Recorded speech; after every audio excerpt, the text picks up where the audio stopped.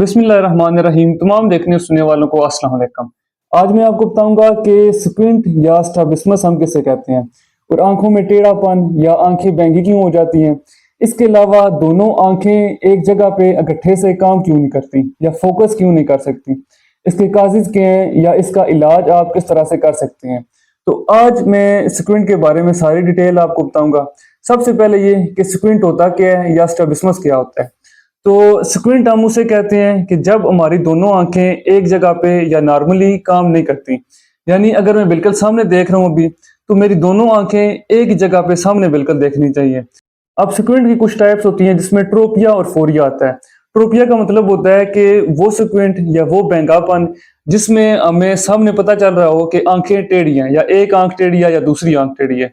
और फोरिया वो होता है कि जिसमें छुपा हुआ स्क्विंट होता है, यानी छुपा हुआ बैंगापन जो कुछ टेस्ट करने पे सामने नजर आता है, जिसमें कवर अनकवर टेस्ट है, अल्टरनेट कवर टेस्ट है या फिर कवर टेस्ट है। तो प्रिज्म कवर टेस्ट, बहुत सारे टेस्ट इसमें आ जाते हैं।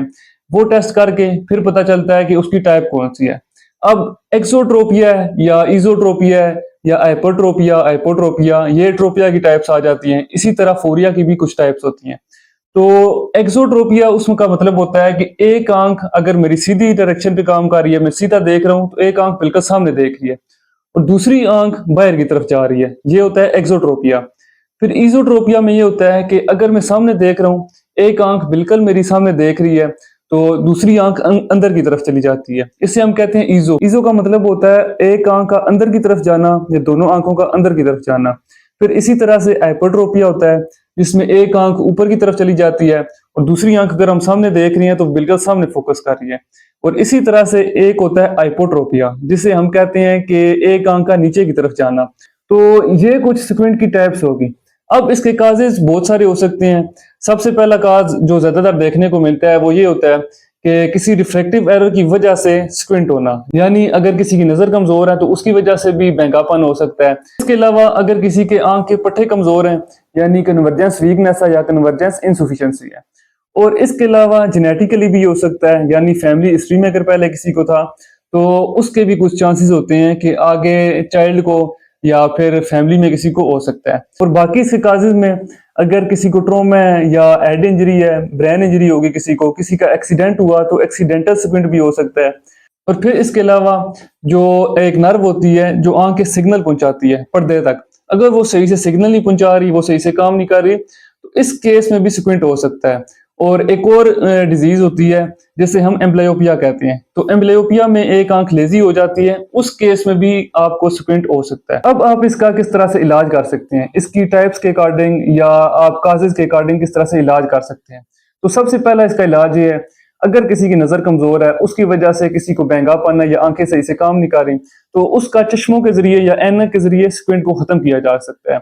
इसके अलावा अगर किसी को कन्वर्जेंस इनसफिशिएंसी है, यानी किसी को पट्टों की कमजोरी है, तो उसमें एक पेंसिल पुशअप एक्सरसाइज देते हैं। मिसाल ले लें कि ये भी पेंसिल है, तो इससे मैं ऐसे बिल्कुल सामने से देखूंगा, आहिस्ता आहिस्ता आहिस्ता आहिस्ता इसे लेके आऊंगा, तो ये वाली एक्सरसाइज बताई जाती है। इस एक्सरसाइज से भी काफी स्क्विंट कवर हो जाता है, यानी स्क्विंट ठीक भी हो जाता है। तो ये एक्सरसाइज 3-4 माह के लिए बताई जाती है। इसमें ये जैसे मैंने आपको बताया कि कन्वर्जेंस एक्सरसाइज, एक पेन पेन होता है, उसके जरिए आपने कन्वर्जेंस एक्सरसाइज करनी होती है। इस पे भी मैंने वीडियो बनाई हुई है, आप वो वीडियो देख सकते हैं। और इसके अलावा अगर किसी को एम्ब्लियोपिया या लेजी आई की वजह से स्क्विंट है, तो उस केस में आंख की पैचिंग की जाती है, यानी एक आंख को बंद किया जाता है। या अगर अल्टरनेट इजोट्रोपिया या एक्सोट्रोपिया दोनों आंखों में है, तो फिर बारी बारी दोनों आंखों की पैचिंग की जाती है।